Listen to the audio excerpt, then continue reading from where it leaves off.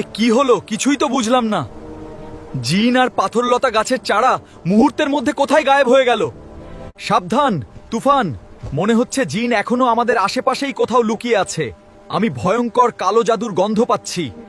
ওই কালো আলোটা কেমন অদ্ভুত লাগতেছে, মনে হচ্ছে ওখানেই কোনো রহস্য লুকিয়ে আছে। চলো সামনে গিয়ে দেখি কি হচ্ছে। না বন্ধু, আমার মন বলছে ওই জায়গাটায় খারাপ কিছু আছে, ওখানে ভয়ঙ্কর কোনো শক্তি আছে, তুমি যেও না।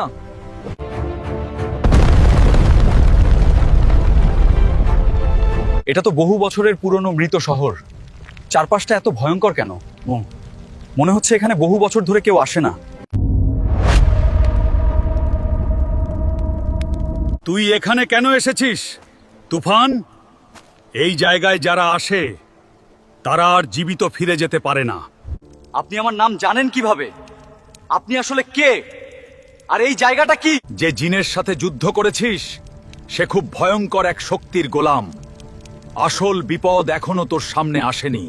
যদি সত্যিই পাথরলতা গাছের চারা খুঁজে পেতে চাস, তাহলে আগে অগ্নিগুহা খুঁজে বের কর।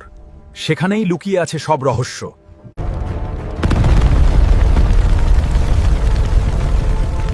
সাবধানে থেকো তুফান, এই মানচিত্রটি নাও। ধন্যবাদ জাদুকর দাদু, আপনি না থাকলে আমি কিছুই জানতে পারতাম না। এবার আমি অগ্নিগুহার পথে রওনা দিচ্ছি।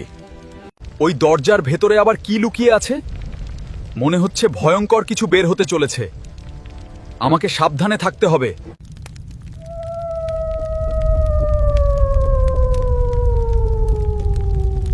বন্ধুরা, পরের পার্টে কি হয় দেখতে আমাদের পেজটা ফলো করে ভিডিওটা লাইক ও শেয়ার করুন, আর কমেন্টে লিখুন পার্ট 6।